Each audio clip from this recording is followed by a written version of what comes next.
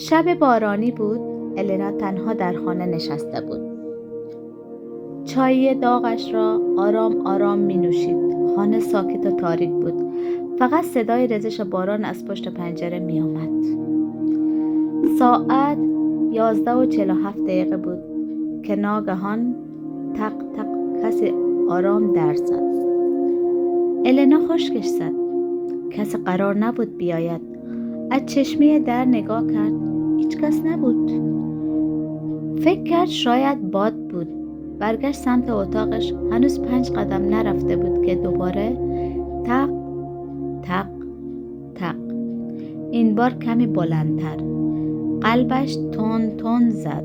در آپارتمان فلزی بود و سایه پشتش دیده نمیشد. البته با تردید گفت کیه؟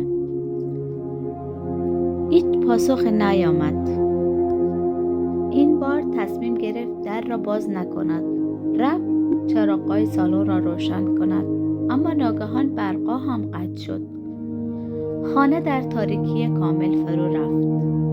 النا گوشیش را روشن کرد و نور کمجان موبایلش فقط چند قدم جلو را روشن می کرد.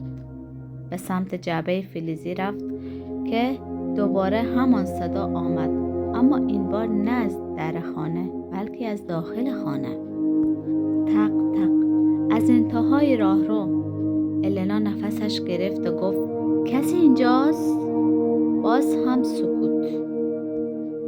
نور موبایل را به سمت راهرو گرفت. در انتهای راهرو در کوچک انباری نیمه باز بود.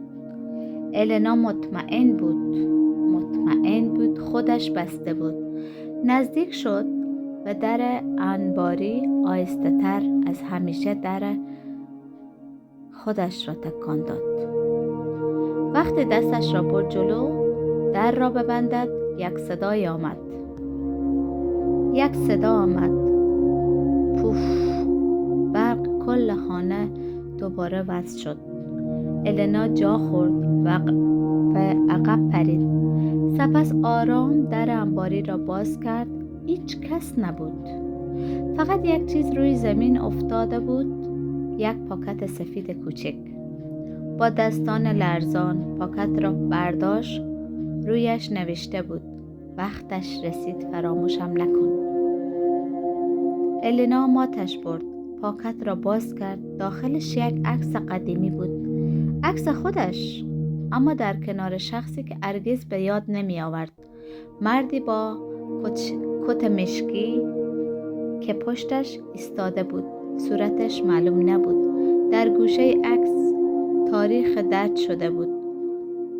11:47. دقیقاً همین ساعت امشب دوباره تق تق، اما این بار از پشت سرش. النا برگشت و داستان همینجا تمام می شود. دوستان گلم، اگر دوست داریم بازم داستان براتون بذارم لطفاً در کامنت ها بنویسید و منو حمایت کنید. کانال منو به دوستاتون معرفی کنید و از کامنت های مثبتتون منو خوشحال و انرژی ببخشید تا داستان و یه قصه جدید. خدا نگهدار.